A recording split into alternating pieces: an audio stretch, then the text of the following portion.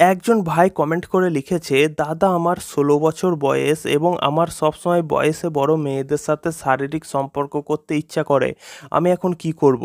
তো বন্ধুরা, এই বিষয় নিয়ে ডিটেলসে জানতে চাইলে আজকের ভিডিওটা অবশ্যই শেষ পর্যন্ত দেখো। আর তোমাদের কোনো প্রশ্ন থাকলে এক্ষুনি কমেন্ট করে দাও, সেই বিষয় নিয়ে আমি তোমাদের জন্য এইভাবে স্পেশাল ভিডিও বানিয়ে দেবো। তো দেখো বন্ধুরা, এই তো সবে বয়সের শুরু, এই ১৬ বছর থেকে নিয়ে মোটামুটি তোমরা ধরে রাখো ২২ বছর বয়স পর্যন্ত, হ্যাঁ, ২২ বছর বয়স পর্যন্ত ছেলেদের প্রবল কিন্তু এই শারীরিক ইচ্ছা জাগবে, ঠিক আছে? অতিরিক্ত হস্তমৈথুন করতে মন হবে বা অতিরিক্ত শারীরিক সম্পর্ক করতে মন হবে, এবং বিশেষ করে হ্যাঁ, বয়সে বড় মেয়েদেরকেই কিন্তু পছন্দ হবে। আমরাও তো এই বয়সটা পেরিয়ে এসেছি এবং আমরা নিজেরাও জানি, বন্ধু-বান্ধবদের সাথেও তো কথা বলতাম সেই সময়। তো বয়সে বড় মেয়েদের সাথেই শারীরিক সম্পর্ক করতে মন হবে, তাদেরকে দেখেই কিন্তু তোমরা বেশি আকর্ষিত হবে, ঠিক আছে? এই বয়সটা এমনই।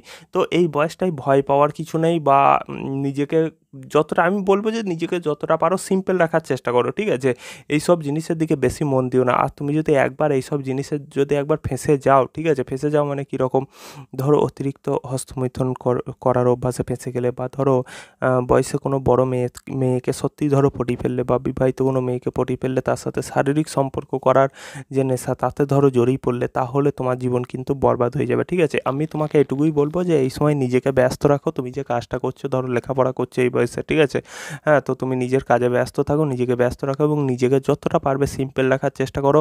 মোবাইল ফোন কম কম ব্যবহার করো। বাড়ি থেকে বেশি করে বাইরে বেরিয়ে যাও, খেলাধুলা করো, ঠিক আছে? বাড়ির মধ্যে বেশি থাকবে না, যেটুকু পড়া করলে, বাকি অন্যান্য সময়, ঠিক আছে, রেস্ট করা বাদ দিয়ে অন্যান্য সময় বাড়ির বাইরে খেলা করো, একটু ঘুরে বেড়াও, দেখবে নিজের মনটা একটু শান্ত থাকবে, ঠিক আছে?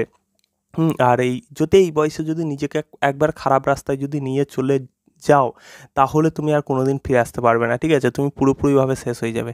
তাই এটুকুই বলবো যে নিজেকে যতটা পারো সংযত করে রাখার চেষ্টা করো, আর এই ফালতু চিন্তাগুলো যাতে মাথায় না আসে তার জন্য নিজেকে একটু নিজের কাজে ব্যস্ত রাখো, ঠিক আছে? ফালতু চিন্তা আসতে দিও না। আর বন্ধুরা যদি এই ধরনের কথা বারবার বলে, হ্যাঁ, বন্ধুদের মাঝে যদি সবসময় এই ধরনের কথা চলে, তাহলে সেখানেও থেকো না, ঠিক আছে? সেখান থেকে কেটে পড়বে।